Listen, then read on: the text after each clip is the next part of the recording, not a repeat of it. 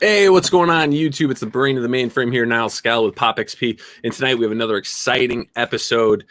But before we get into that, let's get some introductions going because the man who never ages, an industry legend, Mr. Teen Sensation, Billy TUCCI'S in the house. And we have, go ahead, Billy. What are you going to say? No, and I am Teen Sensation. Oh, Teen Sensation. That's what the ladies say. That's what they say. I'm an eagle. Am I an eagle? You're soaring, bro. I'm soaring like an eagle. Now he just needs some cheerleaders. Eagle. Like our illustrious guest right here below us. Yes, our guest host tonight, good friend of the show, good friend of ours, Mr. Paul Jenkins is in the house. What's up, buddy? What's up, guys? How you doing? We're doing well. Yeah, doing all right. Been a long day, like doing my work and loving life and, excited to be on with you guys. I love hanging with you because this is always a fun time. So let's get it on. Let's do it. So tonight, everyone, we have a special guest. We're switching things up a little bit with an awesome creator. Tonight we have Stephen Small on, who is the founder of Gem and Collectibles, has a very popular YouTube channel that's growing. He does some amazing things with creator reviews, comic reviews. Most notably, he does unboxing of your favorite characters and statues and collectibles. So without further ado, everyone, please welcome Stephen Small with Gem and Collectibles. What's going on, Stephen? What's up, Niall? What's going on, Billy, Paul? Thanks for having me on, guys. Thanks for coming on, man. It's been a pleasure. Unfortunately, Dr. Blevins couldn't be here tonight. He's handling some business with some stuff he has going on. But he definitely says hi. He misses you. I was really hoping to be on the show with you tonight. He is the one who put us onto your channel. He told us all about what you do, the unboxings that you have, and these incredible statues and stuff. Man, it's incredible. Before we get into that, Stephen, please do us a favor and, kind of give us like your origin story, man. Like, what was it like growing up? Were you into comics? Was it comics and characters, or was it something later in life? For sure. It's a little bit of both. So kind of like we talked backstage, I was born in 84. So I was an 80s baby. Representing. Right. So 80s baby, 90s child. I grew up watching Teenage Mutant Ninja Turtles, cartoons, Batman animated series, X-Men, Spider-Man. What really hooked me, though, was the Marvel trading cards. And Billy, you did some DC trading cards back, right? Yeah, I did. Yeah. Yeah, the DC Versus, I think, right? Yeah, I did, actually. So the trading cards is memories. Yeah, I completely forgot. That's like my first work I ever did for them. So awesome. I loved something about trading cards because it really scratched that collector's bug. The packs were inexpensive. And then I was a real big fan of Joe Jusko's, his 92 Marvel masterpieces. Like, something about his art made it feel larger than life, and I was just hooked, And then what was cool about those cards on the back, they would show like the first cover appearance or the first appearance, and I was like, oh, I want to read about this guy. I want to see more about this character. And then that was the 90s. Forget it. There was a comic book shop on every corner back then. It was the best times, you know what I mean? For me, at least. When I got into high school and you start thinking about other things, girls, marijuana, stuff like that, you get out of comics. And when I settled down with my lovely wife, who's in the chat here, I found out about eBay, started hunting down those trading cards again, started buying those first appearances that were on the back of the cards, and started, the collecting bug got me again. Incredible, dude, man. If you want to get Jusko on your show, he's one of my best friends. Man, I would be starstruck, I think. I would love to. I tag him on Instagram sometimes, and sometimes he replies, and I feel like a schoolgirl. I'm like, Joe, bye. Run around your phone. This is Joe Jusko we're talking about, right? Yeah, no, I know. Oh, Joe Jusko. That's how I think about it. But for me, like, I don't know, it's amazing that's what grabbed me, man, when I was 8 years old or whatever, like those cards. And I even went and got Joe's Conan cards because I was such a fan of the Marvel Masterpiece, even though I wasn't a Conan fan. But I was like, I had to hunt everything Joe Jusko at the time. So I always give him a lot of props for, bringing me into this hobby. Yeah. Remember back in the day, though, those Marvel Masterpieces, like, they were sought after. It was like, I'll tell you, growing up in the 90s as a kid, I mean, if someone was like, oh, I've got the whole set of Marvel Masterpieces, you're like, what? Right. Like, and then the price on them was crazy. No, you don't remember. You would go to the comic shop, and under a glass display, they would have a special card screwed down in like a plastic case. Yep. It was like coveted, like Fort Knox gold or something, man. It was crazy. I loved it. Like $105, and you'd be like, oh, man. I'd be looking at my mom like, I need that. And she'd be like, yeah, you're going to need this. Go grab a comic book and get out of here. Right. But that was a great time. And, speaking of some of the stuff you grew up with and what was cool with you, like Teenage Mutant Ninja Turtles. I mean, we've got Paul Jenkins in the house who knows a little bit about that.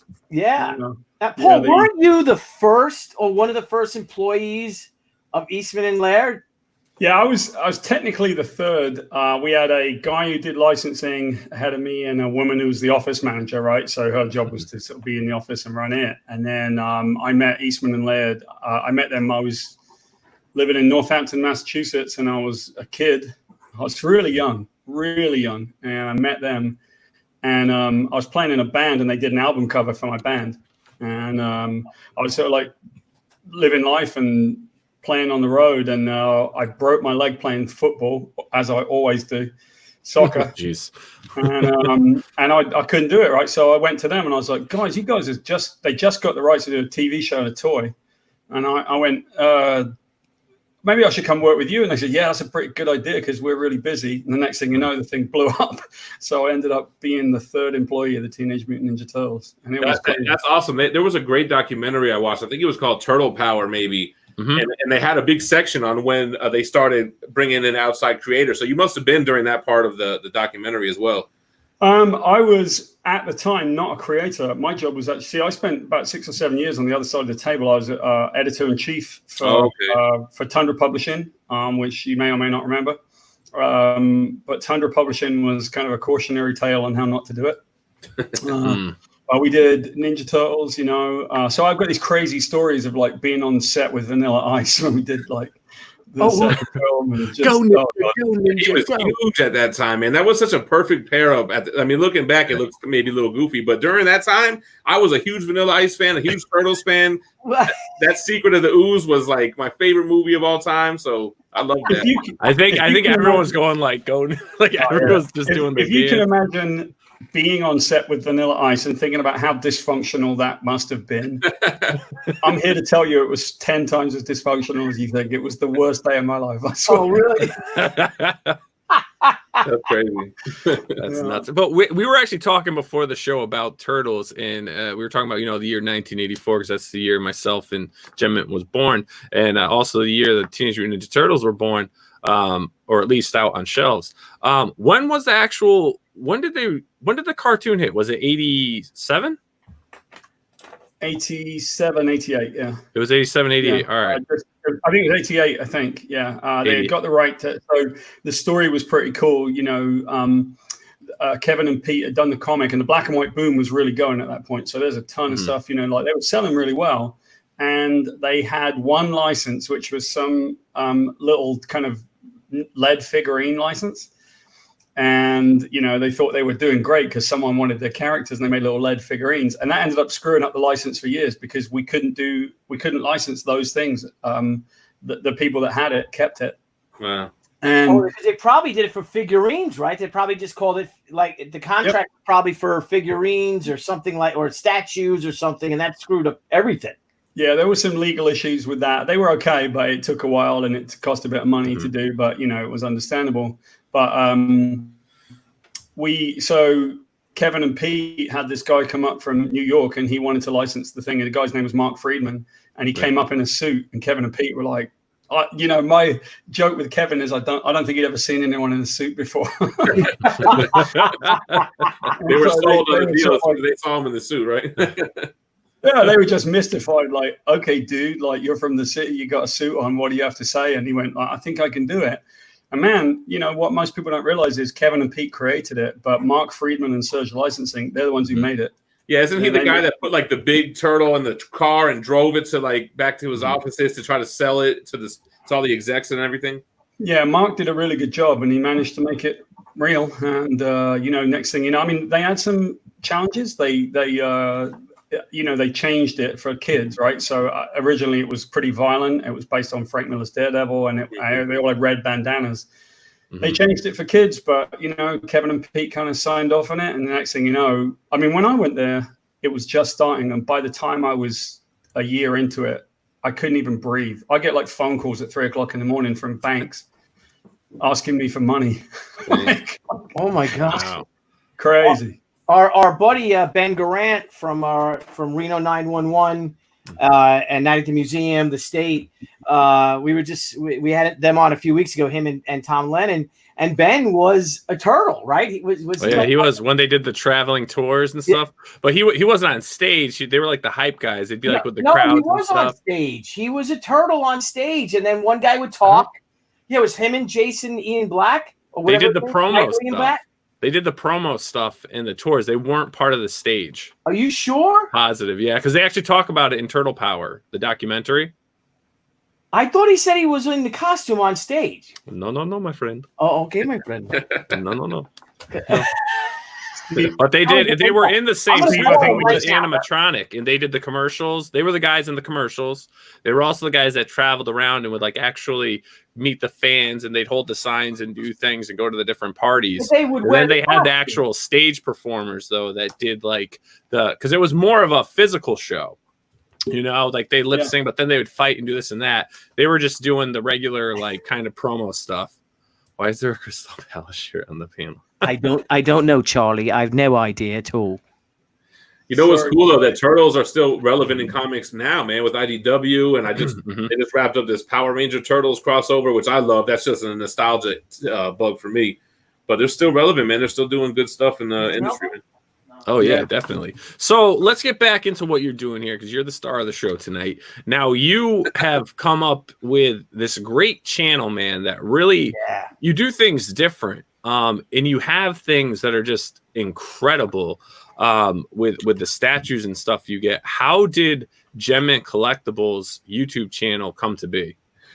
Well, thank you, by the way. But it came to be because I was a big fan of watching other YouTubers. I was living in South Florida, and I took a job in Miami, which was, I think it was 60 miles away, but because of Miami traffic, it was like an hour and 30-minute drive each way. So I started having like YouTube videos playing during this drive. I had just got into Sideshow Collectibles statues.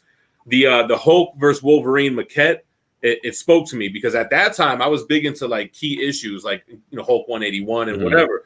So this statue, which is huge, is like a 3D representation of that cover.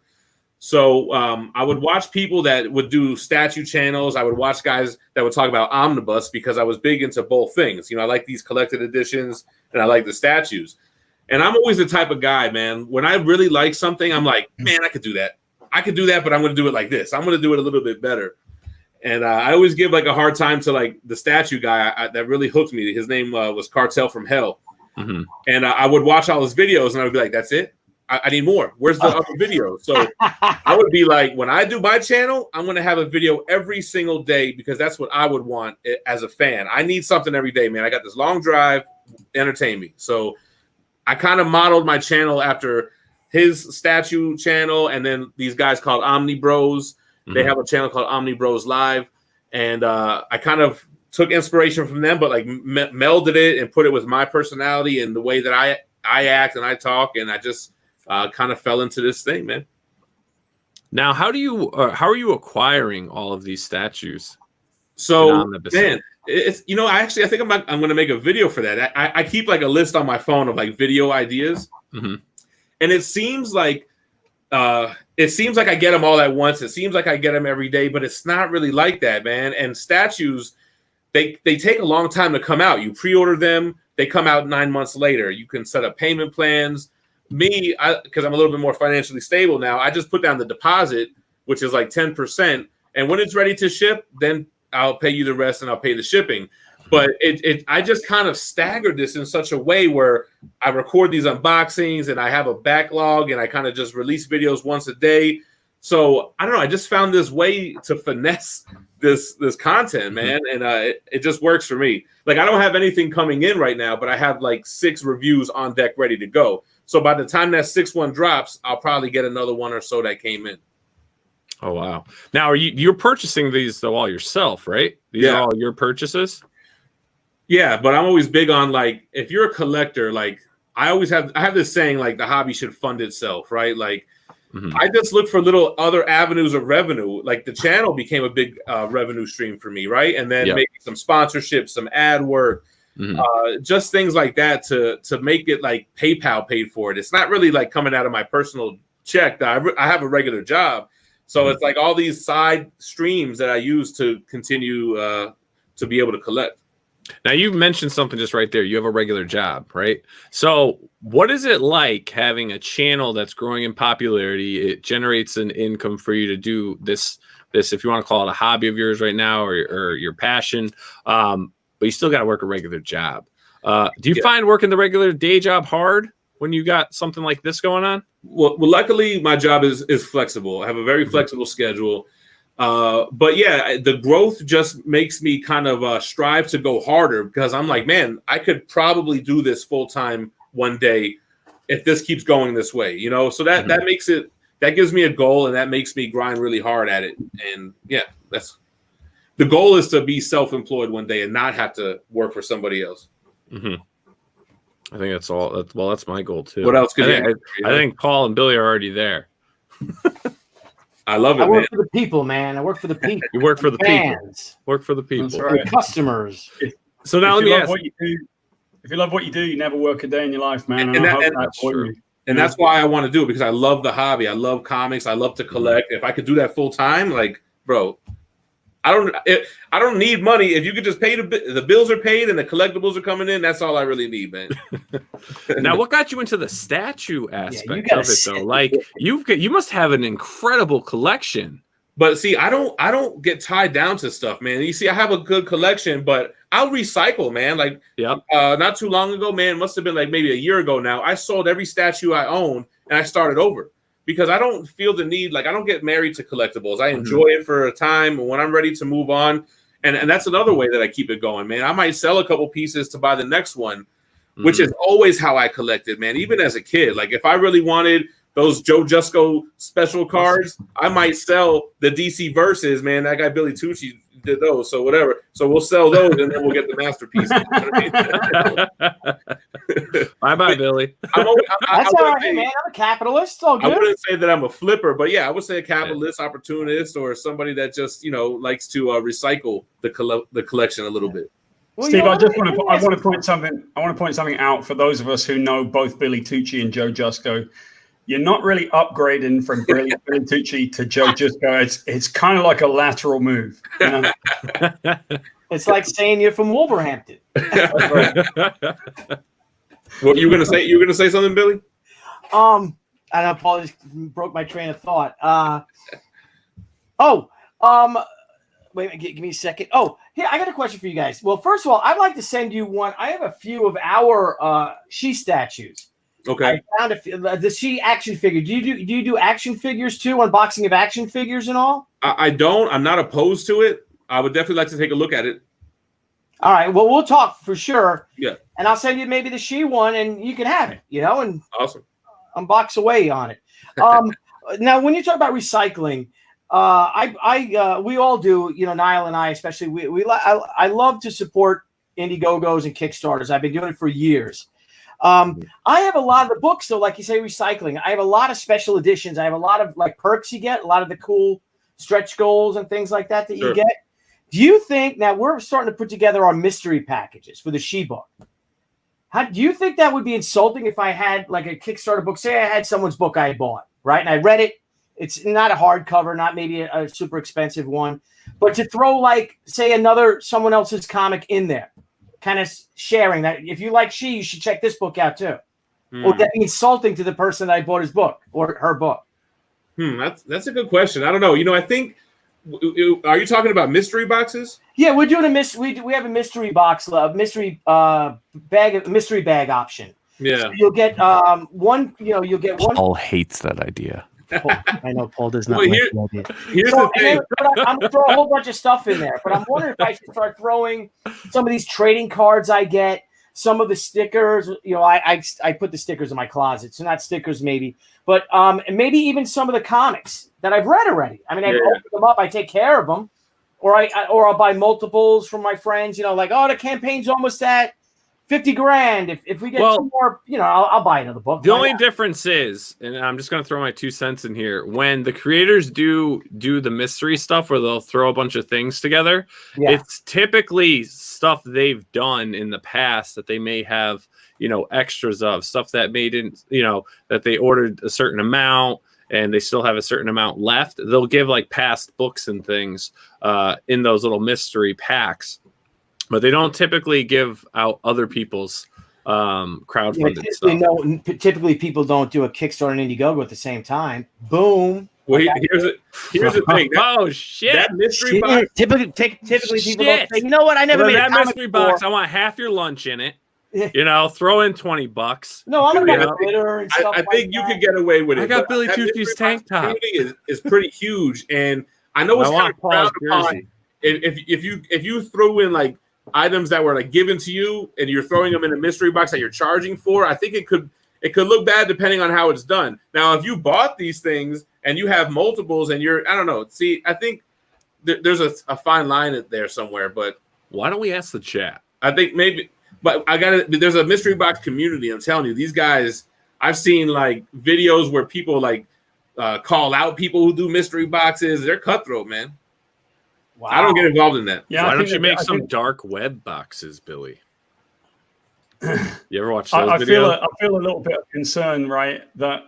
And I feel like apparently I'm here to make the color commentary, like really bad color commentary. But if Billy Tucci sent me a mystery box, I'd be like, okay, I don't want to open this thing. And you open it, and it's sort of like it's got the book in it. And here's another thing: it's a flaming bag of poo. Tread on this. And you're like, oh man, no, send somebody a bag half a cigar, somebody's head.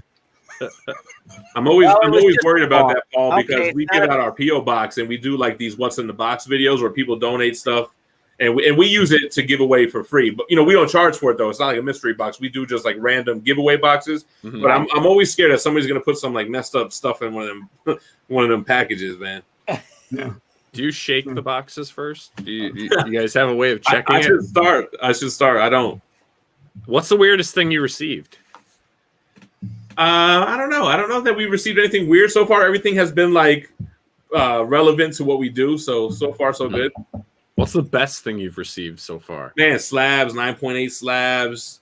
What? But anything that's ever really given to me, I just feel obligated to give it away. Like we do like we call them gem crates, which is like basically like a mystery box, but no one pays for it. You win them by either being a member of the Gem and Collectibles channel. We have 3 different tiers, or being like in the Facebook group as a top contributor. Then we like randomize names and give them away. So we get a lot of cool stuff, and then we just give it back out. Nice. That's cool. That's respectable. Yeah. Same thing with like sometimes we'll get stuff from Marvel or Valiant or Dynamite and to review, and like 99% of the time we give it back away. Except for I did keep this Power Pack omnibus that Marvel sent me. Nice. You got to keep a little bit. Working hard, man. You got to keep some of it. Come on now. So what do you have up on your plate, like as far as your channel's concerned? You've got your unboxings. I saw you started doing like what is it? You're doing new comic books? Yeah, so I picked up doing new comic book day reviews after being out of the single issues for a while. When I got into Omnibus and I started curating this collection, I got out of singles, but now that I'm kind of where I need to be with the Omnibus, I got back into it. And we were really cranking there, man. Like, I don't think any other channels have done better views on the new comic book day reviews, unless there's some channel I don't know about. But we were cranking little 10,000, 14,000 views on those every week. And when the pandemic happened and comics stopped, now that I got back into it, I can see not all the viewers are back into it yet. We're doing like 7,000, 8,000 or so, but it's getting back. We're getting back on track. And comics are not all the way back yet. You still have Marvel doing like a bi-weekly thing, and so we'll get there. A lot of fun stuff though, like this Dark Knight's Death Metal just came out. Oh, nice. What about some of the things like Kickstarter books? These guys have been working on all the Kickstarter stuff. Do you consider looking at those kind of things? Because it seems to me like that's a tremendous area for real creativity right now. Kickstarter, Indiegogo, I love it. As somebody who wants the hobby to fund itself, there's nothing more that I love than an entrepreneurial spirit. So when I see you guys doing it, when I see Ethan and Van Sciver killing it, when I see his buddy Zach, he's doing it, and like I really like what they're doing with those creative-owned comics. You're selling it yourself, you're promoting it yourself, and I'm very intrigued. Like I have a daughter, I mentioned to Billy, who's a very talented artist, and she's an aspiring writer as well. I'm like, babe, you got to put together a graphic novel. Let's Indiegogo this thing. Like, I think you got something there. So I'm trying to work with her on it, but she's still young. She's not really hungry yet. She doesn't have to pay bills yet. So she's she's taking her time, you know?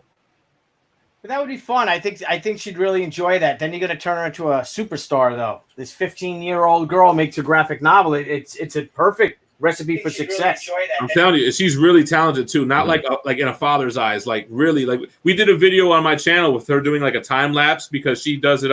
She draws it and then she imports it to her iPad and then does like the Procreate or whatever. But nice. She's talented, man, for sure.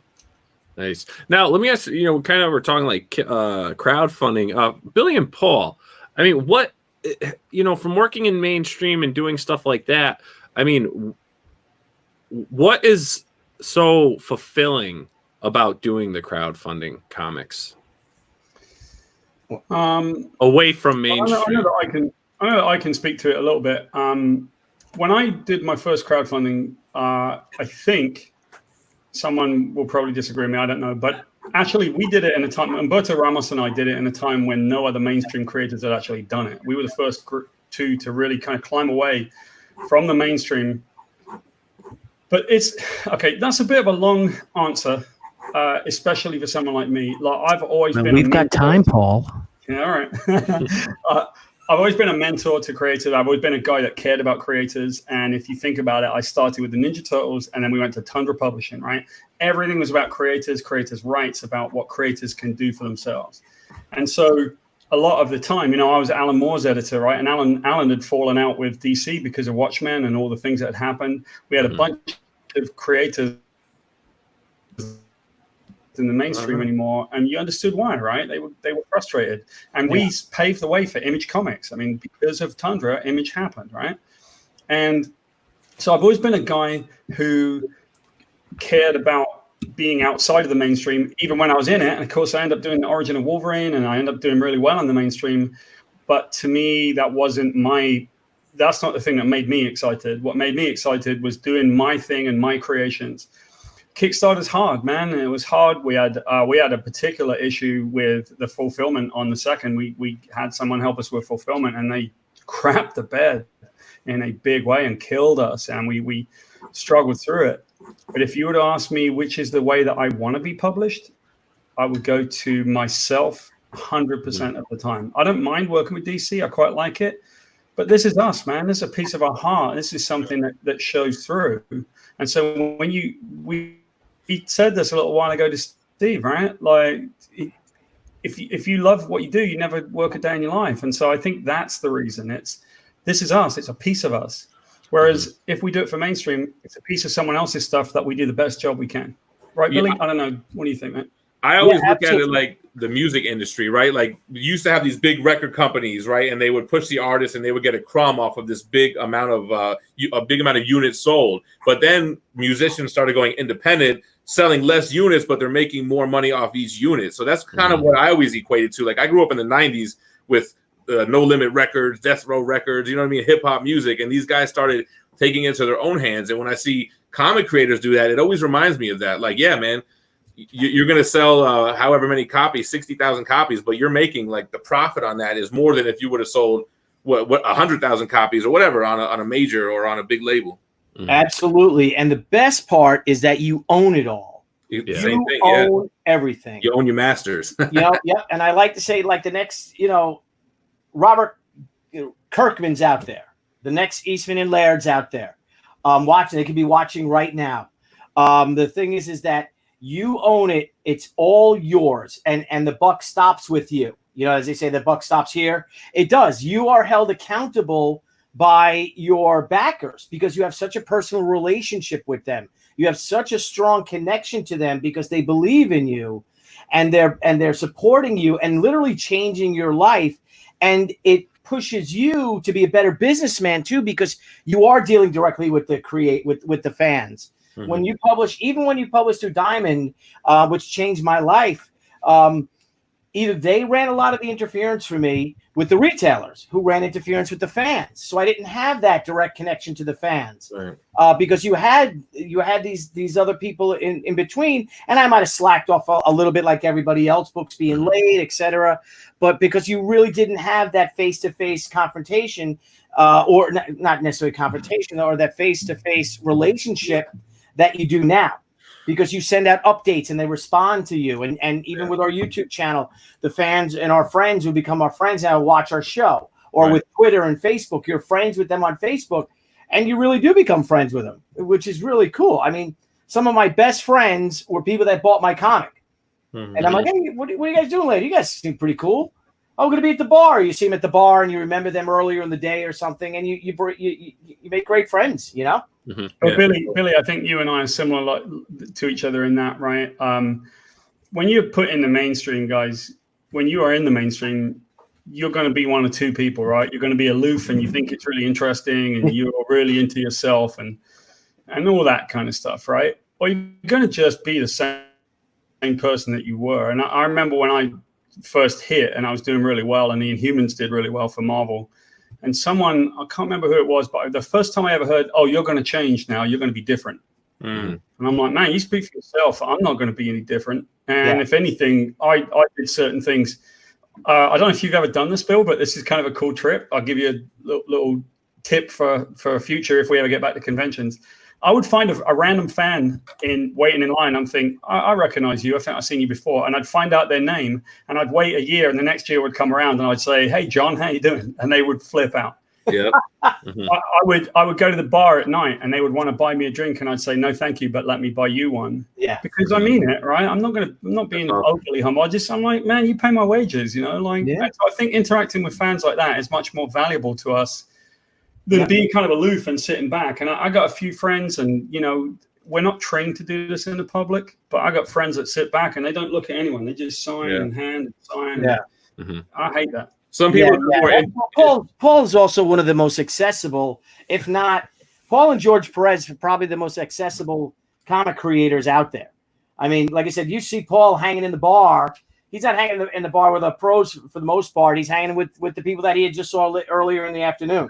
Mm-hmm. No, you are, Paul. You're very gregarious. You're very friendly. You're very open. You know, you walk. And Paul's also the kind of person that, and this is another thing, that same type of person, Paul, that you were talking about that don't do this. Paul is also the person that comes by and says hello to everybody at their booth. Yep. Right? He walks by, and that's a big thing in comics. There are some guys I've been friends with for 25 years, and never once did they come up and say hello to me first. I have to go and say hi to them first every time. Yeah. And it's like a game. But, you know, I guess that's a creator thing. You know, you're going to get those kind of people. See, Stephen, you're doing a broadcast, right? And so I learned this a long time ago in my position doing comics. People, when I did the origin of Wolverine, you figure that must be like the most attention. It certainly was the #1 selling comic book in like 10 years, right? This thing was massive and the event was huge. And oh my God, they're doing Wolverine's origin, right? And at the time, I wrote a series of really funny articles called Flogging a Dead Horse. And it was literally about getting married, me and the kids, you know, like me and the animals, things that I did, things I thought were funny. And when I would be on these panels, people would not ask me about Wolverine. They would say, like, how's your cat? Tell us about your wife. How do you like being married?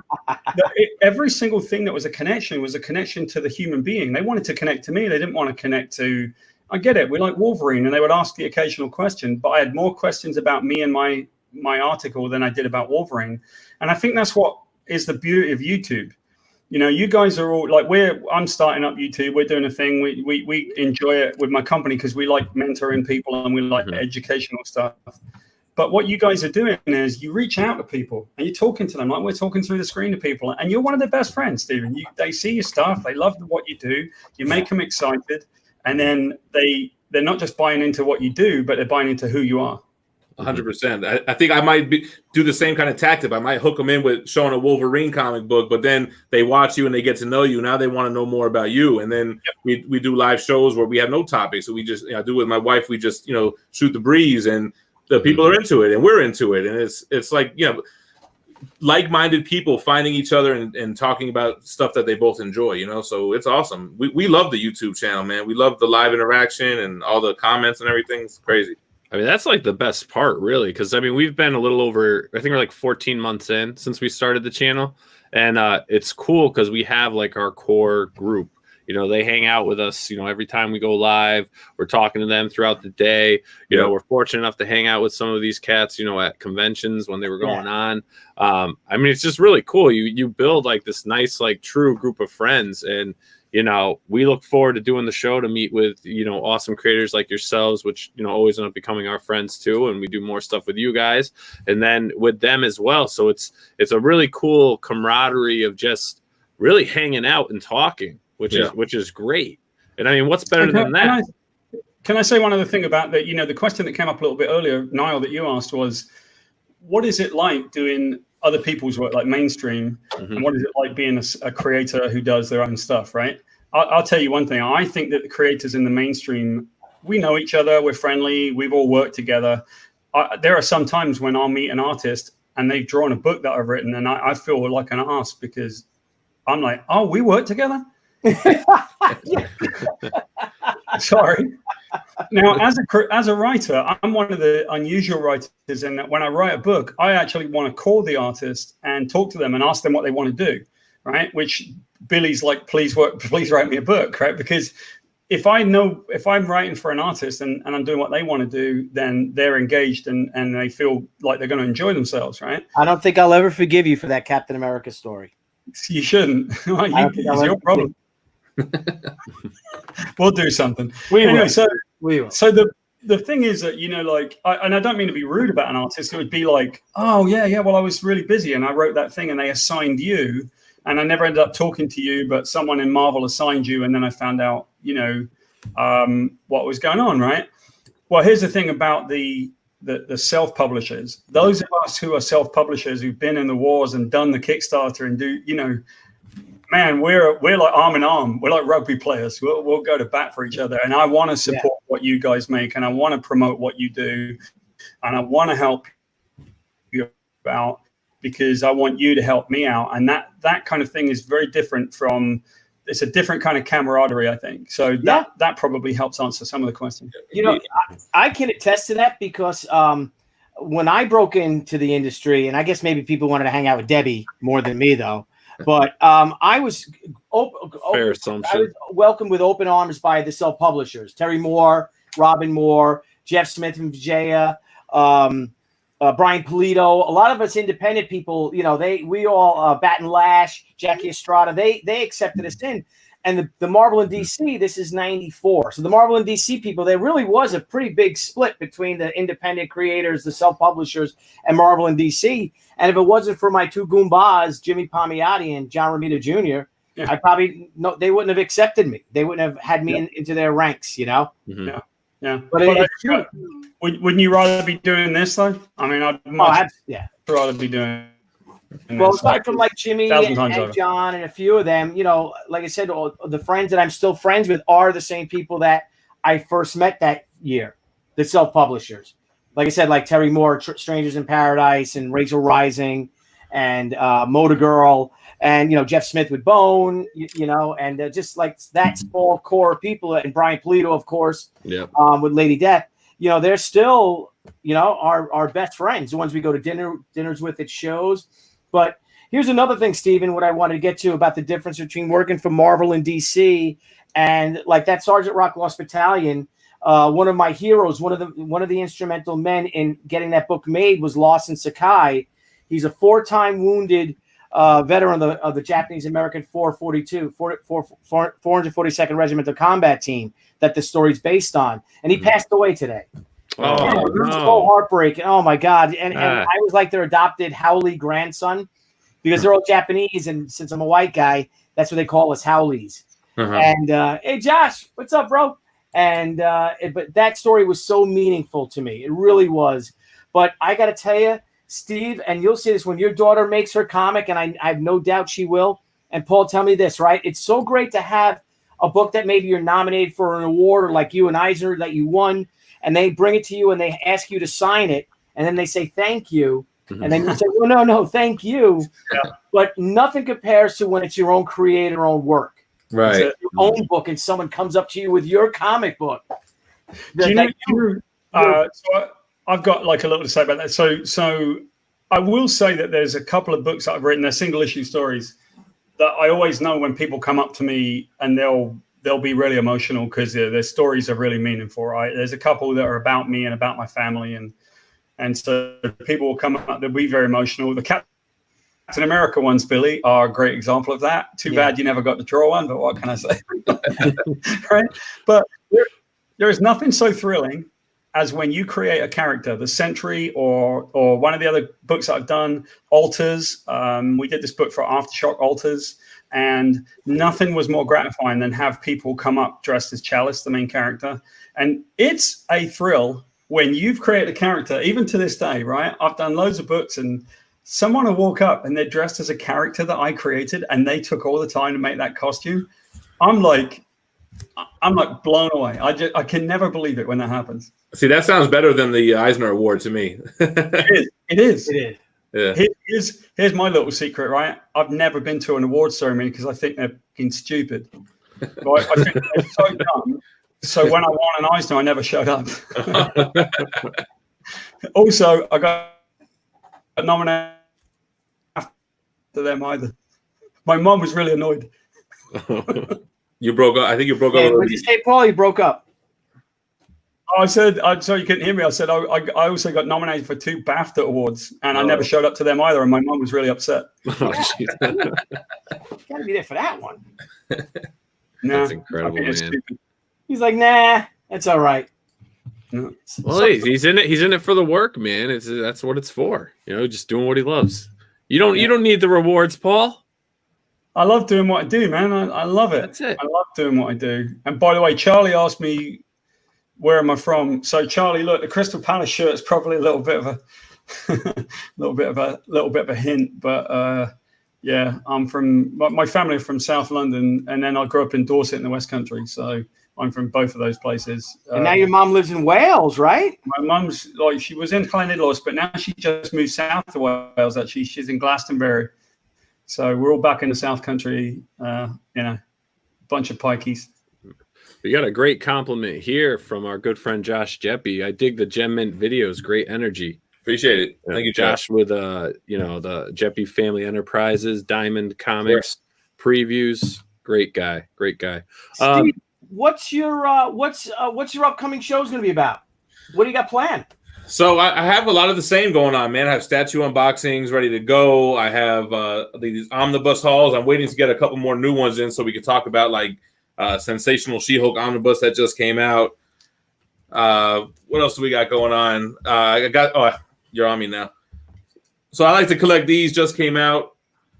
We're gonna take a look at look at all of them behind you. I know, dude. So I like to read, but I'm also a collector. So if I like something, I got to get it all. So yeah. The backlog is huge, but we're getting through them. What else do I got going on? I like to do the creator interviews. Like I said, I got Dan Abnett coming on. We're gonna do something with him next week.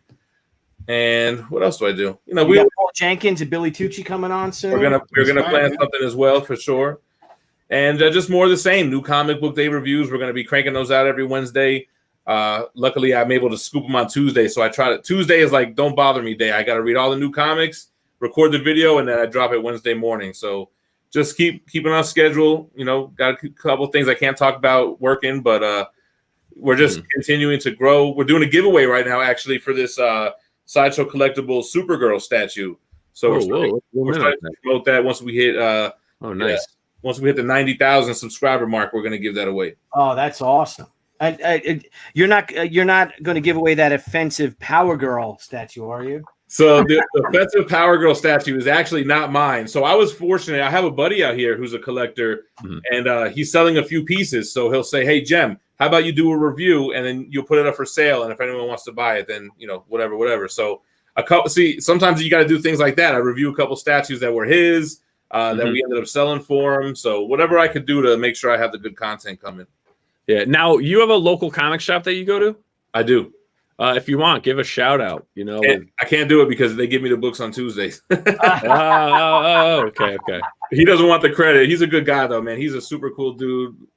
And he's back in business now. We're opened up. We're in El Paso, Texas, so he's back opened up. So that's cool, man. You should have gave him the shout out and didn't say that he gave you the books. Yeah. Too late. But hey, if you don't mind, I'd love to just play one of your most recent videos for any of the our viewers that aren't familiar with you and are getting familiar with you. If you don't mind. Nah. We'll just skim through it. Show them what I'm all about.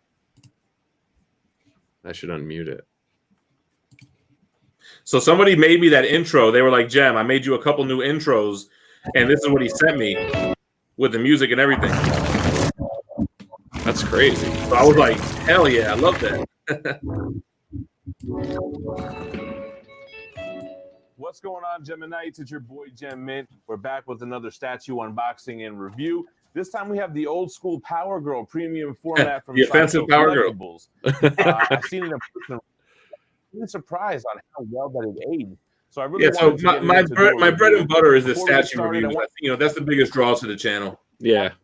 You really handled that Lazy Susan well too. Like you just got like a natural rhythm with moving it around. A lot of experience. I was gonna say, was that something that you had to train yourself on, or did it a natural skill?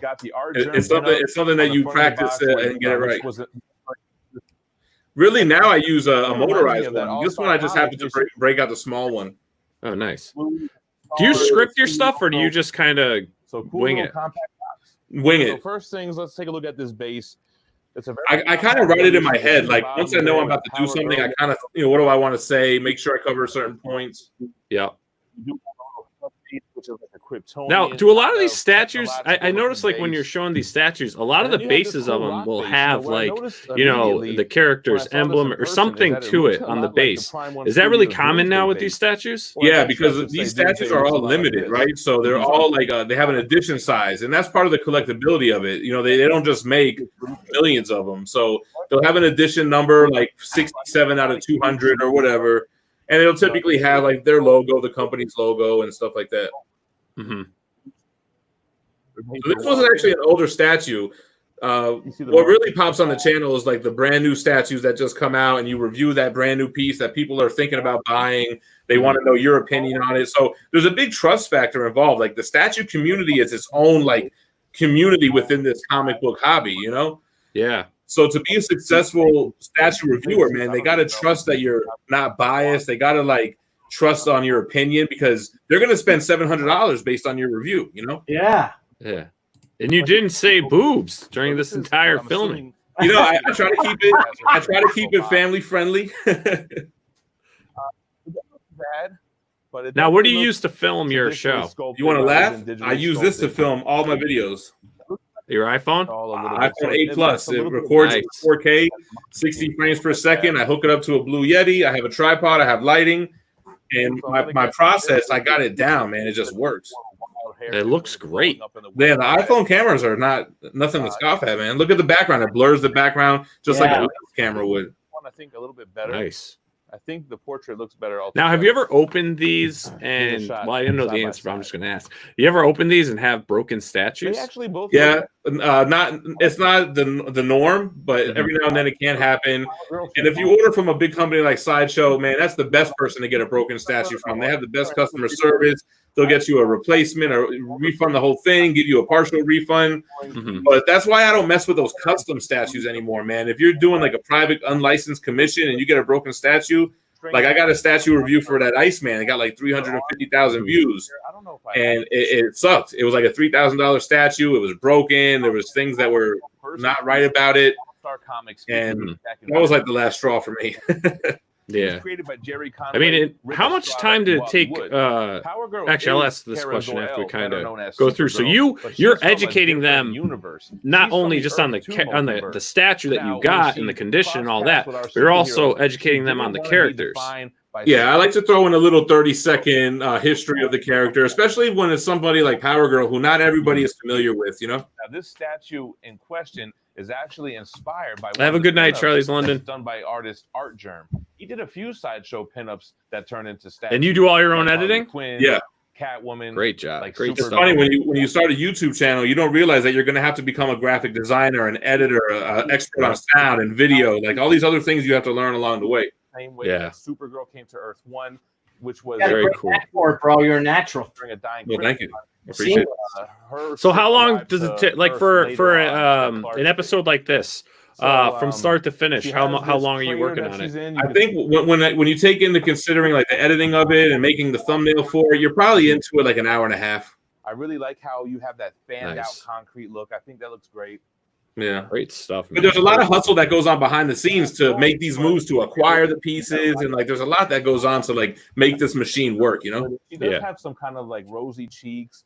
So you get these videos, you kind of get, like you were saying, you just basically kind of, you know, compile them, get them together. You know, this isn't like every day you're getting a new statue and, you know, you've got another video rolling.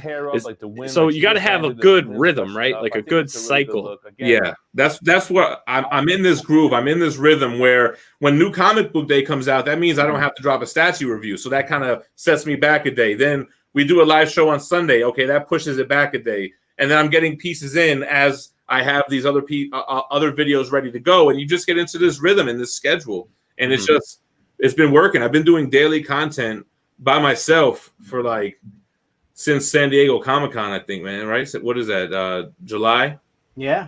Yeah. So almost a year. I mean, we always had daily content. I used to have other people that contributed videos to the channel, but now it's just me and my wife. We do live shows together. And she's actually done a couple of comic book reviews. Like she likes to read the Golden Age stuff, man. So she did the Golden Age Superman, she did Golden Age Cap, because she didn't grow up on comics like how I did. She grew up more in like cartoons. So she's a pop culture person. She's big into that.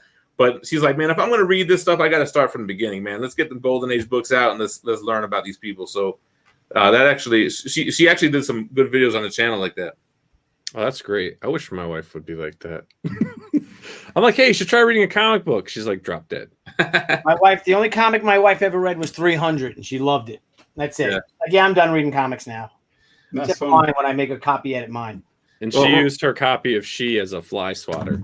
My wife, you know, she grew up with 5 brothers, and same era as us. So like all that stuff I was into as a kid, those cartoons, Batman, Superman, X-Men, like she was into all that stuff too. So just because like a natural thing. So let me ask you. So you said you're 3 years into this, over 3 years into this? Almost. October it will be 3 years. Wow, you've had very successful growth. Yeah, in a very short period of time. You know, a lot of it is learning YouTube. So on top of all those other things you need to master, right? That I mentioned, you got to master YouTube, man, the algorithm, and you got to learn what works. You know, I do more of what works and less of what doesn't. Like I'm always down to try new things, but if it doesn't work and the reception's not there, I'll drop that, man. And then, you know, I noticed that statues were the biggest draw. So I'm like, okay, how do I get more statues? Let's figure out how to like, you know, get more statue reviews on the channel. So it's all by design. And the growth has been rewarding it. And then that makes you hungry for more, you know? So it's just kind of like snowball effect. Yeah. Now let me ask. So if anyone out there that's watching this live or they're going to watch this recorded, you know, you're talking algorithm, right? And we've had other YouTube creators on the show, and they're, you know, everyone kind of has it seems like their version of the algorithm. What is the algorithm to you that you're saying you have to figure out? So what is the algorithm to me? It's a loaded question. I'll give you the quick version. So you know how YouTube gives you analytics? They give you a shit ton of analytics, right? I'm sorry if we don't curse here. You can curse. Okay, a shit ton of analytics. So what do you normally look at? Honestly, views and subs, right? But there's so much more stuff. And it took another person to kind of school me on it. He's like, you need to be looking at click-through rate. You need to be looking at audience retention. When are people dropping off? I noticed in all my statue reviews, there was this dip in like this first 3 minutes. So I cut out whatever I was doing, and now I don't have the dip anymore. So that kind of stuff. Right? What's that? So you go into it more, the unboxing more. You got to dig into the analytics. And then like he put me on like a good friend of mine. He's got a good channel, like 670,000 subscribers. My man, Everything Always. He put me on, man. He was like, your first hour performance is important because that kind of determines the amount of impressions that YouTube gives you. So you need to release the video during peak hours, and your peak hours can vary, but they provide you the analytics. Mine happened to be like 9 a.m. Eastern. So I stopped dropping videos at 5. I was dropping videos every day at 6 a.m. Mountain Time. That means in California, it was 5 a.m. and on the East Coast it was what was it 8 a.m. Yeah. So I'm dropping a video where a lot of people are still sleeping. So that first hour is a dud. So YouTube's not going to reward that. But now I'm dropping the videos at 9 a.m. Mountain, which is 11 a.m. Eastern, 8 a.m. Pacific, and it's getting more traction. So then YouTube's like, oh, okay, you got 1,000 people in that first hour. Let's bump it up a little bit. Let's show you some more love. And that's kind of like one of the little tweaks I did that really helped a lot. Mm-hmm. Yeah, because they give you a lot on the analytics. Yeah, they give you, but see, and a lot. It's overwhelming, so you don't look at it. They're trying to help you, but it's hard when you don't really have somebody break it down for you, man. So like my friend, he took the time because he was a fan of the channel, and the stuff that he taught me, man, was invaluable, and it really helped me grow. That's cool, man. That's really cool. Yeah, I'd love to see more. I mean, you're very charismatic. You're very intelligent with the way the way you talk, the way you describe things. I mean, it'd be really cool to start seeing some more of the interview stuff too. You were talking about. I think you can get down, stay on topic, and have a really good flow. You know what sucks about the interviews, though, man? They don't get that many views either. But that's one of the things that, even though they don't perform as well, I don't like to drop that because I feel like it's important. I feel like that's more for the culture, man. That's more for the street cred, man. You interviewing Billy Tucci, Paul Jenkins, you're interviewing Humberto Ramos. Like, they're the reason why we have these collectibles. You know what I mean? So that I'll always still do that, even though the algorithm doesn't like it for whatever reason. And something that we mentioned behind the scenes, I noticed on my channel, the live format does not get rewarded whatsoever, man. No, YouTube does not. I would say that one of the things I really agree with you about, Stephen, is why was Vertigo really important for DC Comics? They never really sold a bunch of stuff. Sure, every so often you'd come up with something like Fables or Sandman, Hellblazer, like it meant something. But it was vital to what the identity of DC Comics was, because you had like the legitimacy of Vertigo as a breeding ground for new creators. You had the mainstream for whatever, right? And I came out of Vertigo, man. My first gig in this business was Hellblazer, And so I did Hellblazer, and then I did a bunch of mainstream comics. I did much more mainstream, like kind of, Marvel comics, right? So I agree with you that if you don't do the other stuff, if you just jump into statues and here's my opening the statue, already opened it, it's like, great. That's what people kind of generally want. But they want to have other things too, because if you're not rounded out, I don't think that people stick with you. I think at that point they start to kind of desert you or not be that sure, They think they want just the box and the statues, but then they'll take a minute and they'll go and look at these interviews and other things that you've done. I really believe it. I agree 100%, and that's something that I should have mentioned before. I think the reason why I had as much success as I did is that it wasn't just one niche. It's a little bit of a variety, like the statues, the omnibus, the weekly comic reviews, the creator interviews. Like, you have to be well-rounded, and I think that's a huge part of it. Yeah, definitely. Well, having that variety. I'll send you that action figure. You can do the unboxing of that high-end action figure, and then you can interview me. That's the one. That's the one in the really nice box, Billy. It comes. Yeah, it's beautiful. That's a really nice action figure. Yeah, they're gorgeous. They're Viking. The anatomy is quite on point. Is it comparable to Power Girl? Is the question? Is the anatomy that comparable? So it comes in this. So I have a few left, and I'll send you one. All right, cool. So they almost treat it like a statue. They do. Yeah, exactly. It's 1/6 scale. Oh, okay, cool. And it's got a ton of. It's like a hot toy almost then. And I'd be honored to have someone like you do it to let people know about it. Yeah, it's like a hybrid of like a hot toy statue. Maybe we could figure something out where it's kind of like a statue unboxing with an interview involved in it. Maybe we could do something cool like that, Yeah. As the creator of the character, right? And pushing the action figure. That's dope. Thank you.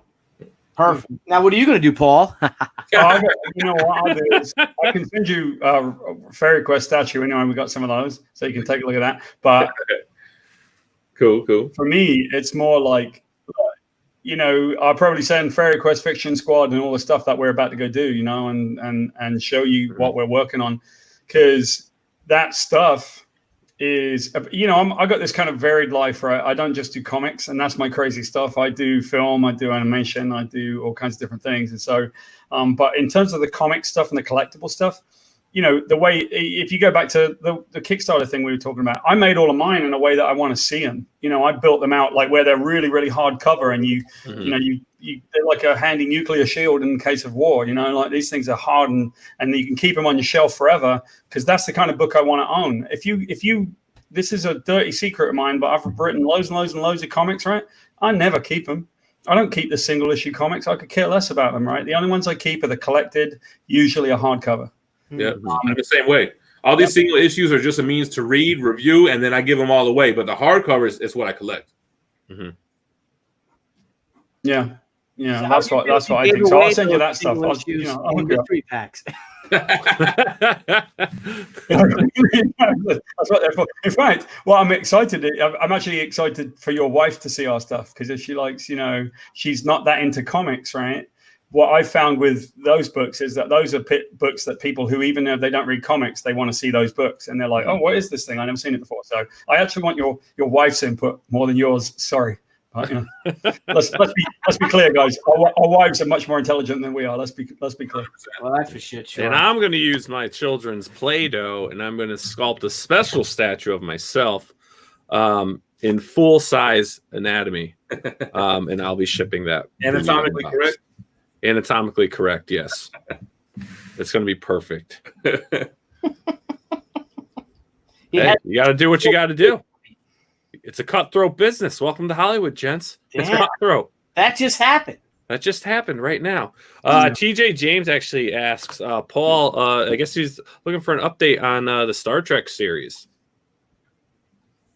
Oh yeah, got some good stuff going on. So yeah, the Star Trek thing. We're working on this film called Axanar. So I met the guy that made it, and it's this crazy film. You know, they were like the #1 viewed film of all time or something crazy like that. And so when I met the guy, I was like, "Good on you, man! You made. It looks like a freaking show." And so he asked me if I'd be interested in being involved, and then I came in to do it. And we got 2 things coming up. We got the second part of that, but production is stopped right now. Okay, no one's doing anything. We can't finish it because we can't film anything. There's a bunch of rules about how we're going to be careful in COVID, where we're going to be, how long you can be on set, what the compliance issues are, and frankly, the unions like SAG and AFTRA and local, you know, film making unions, all of them, they can't agree yet on how we can get back to work. So everything's stopped.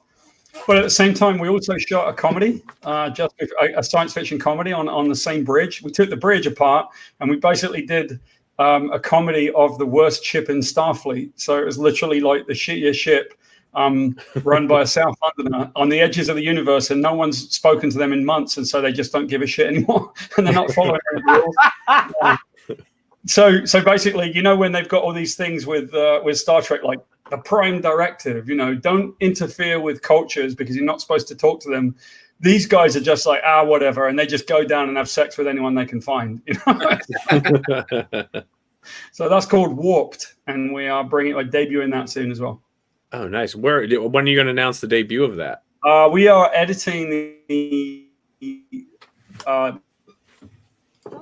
so we are editing the 4 or 5 little episodes right now. We'll just release them. We'll put them out on Meta Studios channel, but I'll let you guys know. You can just run them. We don't care. Like, put them up. We'd love to have you on, Paul, when that comes on, and maybe even go through the show after it's open for a couple of weeks. Maybe go through the episode. We can do some live commentary. The stories we could tell you. So here's the thing.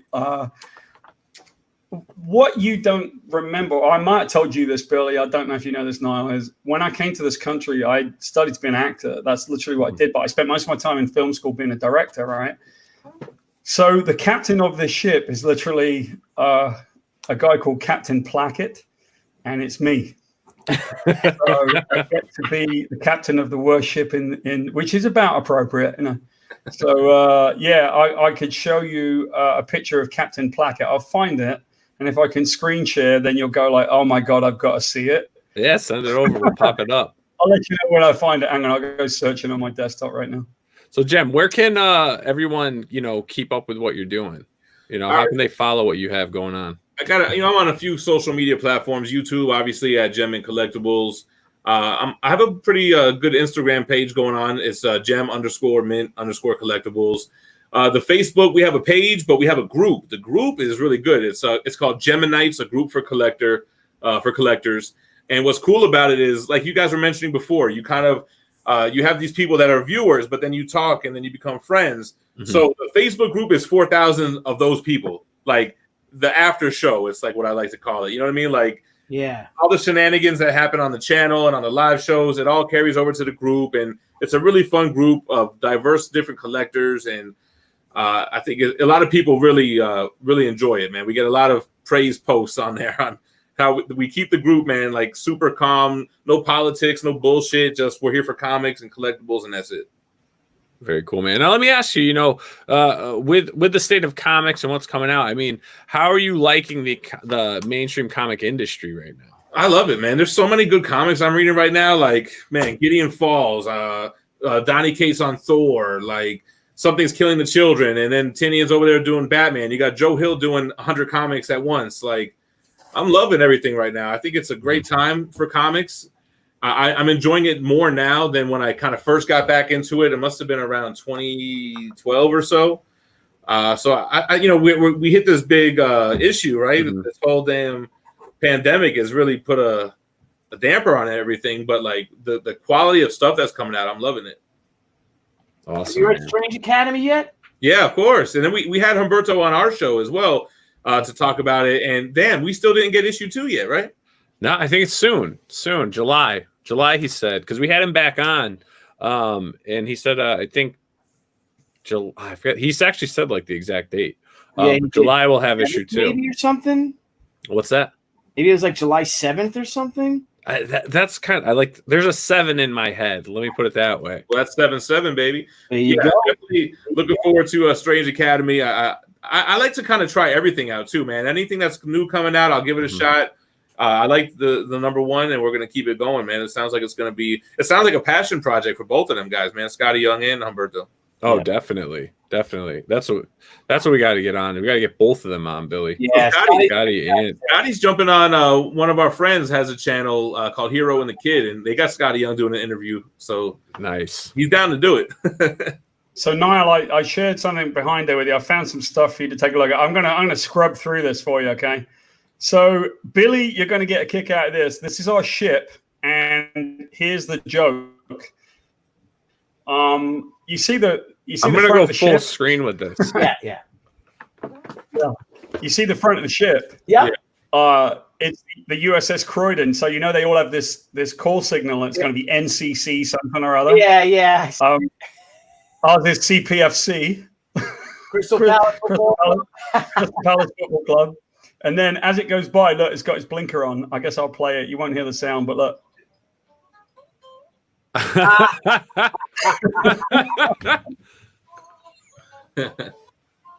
I'm digging the CGI on that ship, though. I know. Yeah, good. Yeah, well, we got one of the best CGI artists in the business. So look, this is us kind of floating around. And this guy is great. He's the pilot. He's a homeless guy. And the actor who played him was just brilliant. I mean, we love this guy, Tommy. I hate to say it, but he was just like the. You're breaking up a bit, Paul. Oh, I'm sorry that I'm breaking up. I'm sorry about my connection tonight, guys. Say it again, Paul, please. Yeah, I'm very sorry that I'm breaking up. I'm sorry about my connection tonight, but there you go. About the pilot. Oh, well, the pilot. His guy's name was Tommy. Great dude. He didn't realize how funny he was. He was literally the homeless guy. I mean, he looked like it and he acted like it. It was brilliant. I mean, he reminded me of the homeless guy in Happy Gilmore who becomes his caddy. Yeah. And then this is Captain Plackett. And what we do is we do it like The Office, right? So basically, they interview the crew, and the crew have absolutely no idea what they're talking about.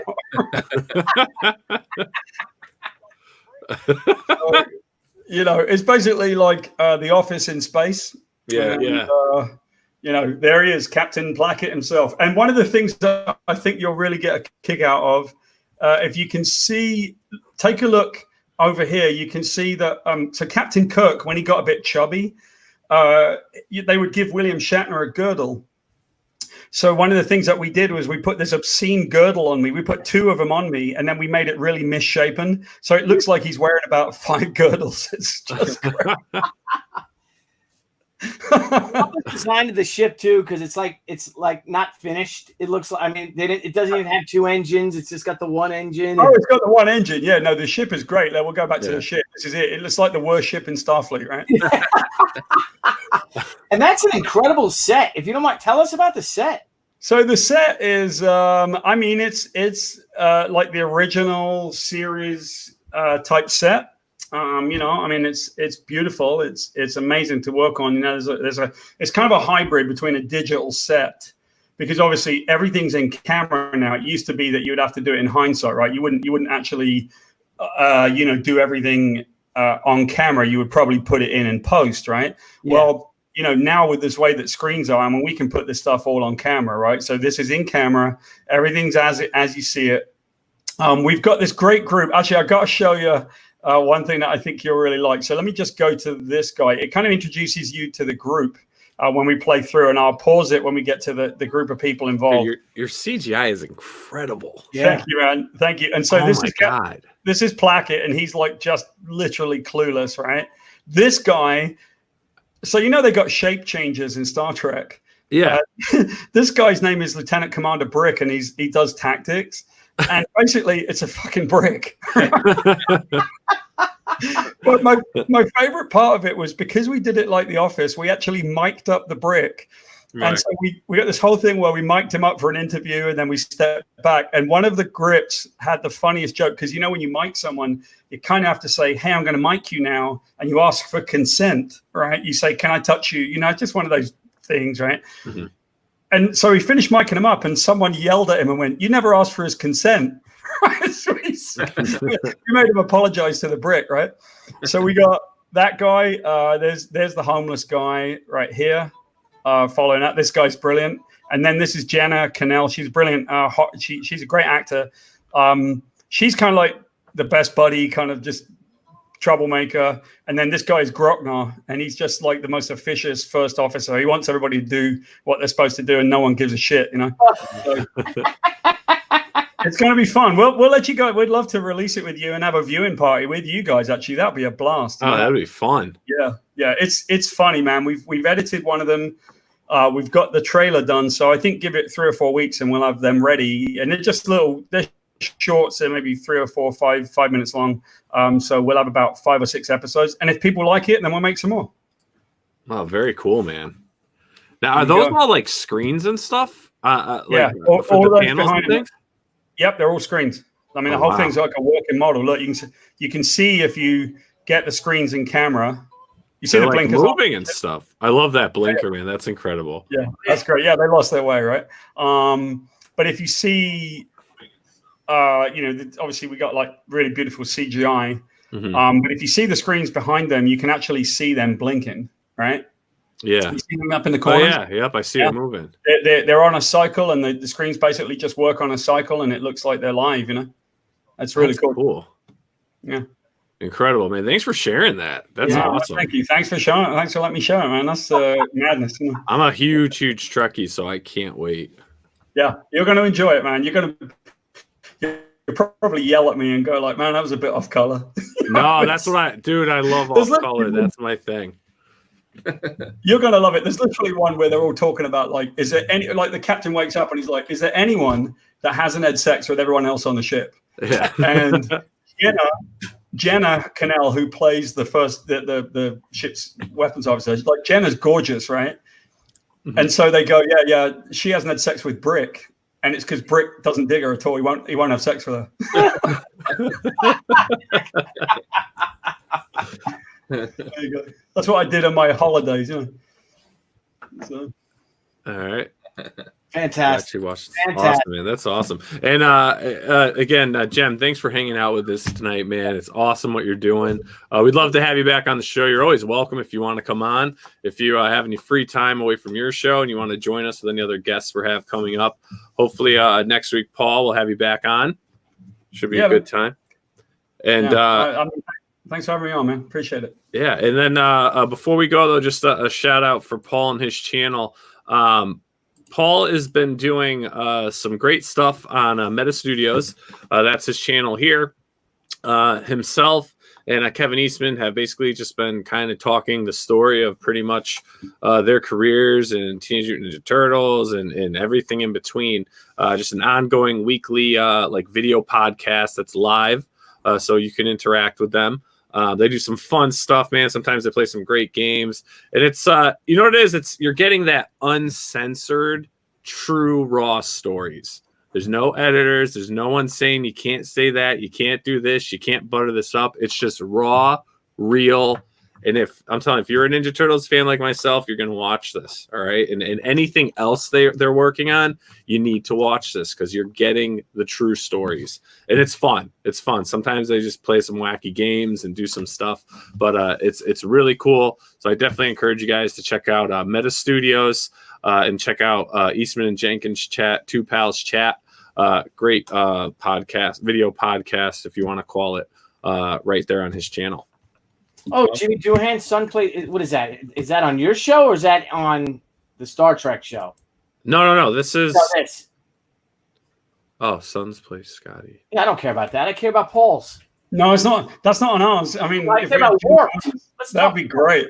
Not on ours. No. Yeah, But if anyone out there, I see that someone asked me a question about books, Lou T. Art. Lou, go, if you can, go subscribe on our Meta Studios channel and write to us right there, because then I'll send you some scripts. When I was on your show the other day, I was just like outside in the audience and watching. I always say that if somebody would like a script to look at, if they want a guide, I'm happy to send them a copy of a script, no problem.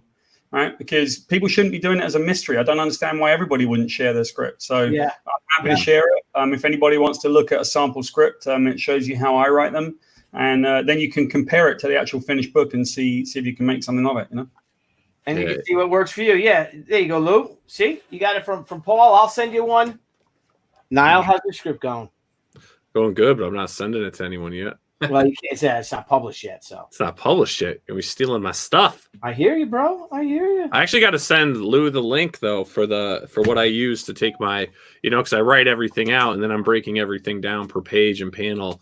And I found this nice little pad that I've been using, multiple ones I've been using that I found helpful. I know he asked me to send it to him. I got to do that. But also everyone too, make sure to check out Gem and Collectibles. Subscribe to the channel, share the channel.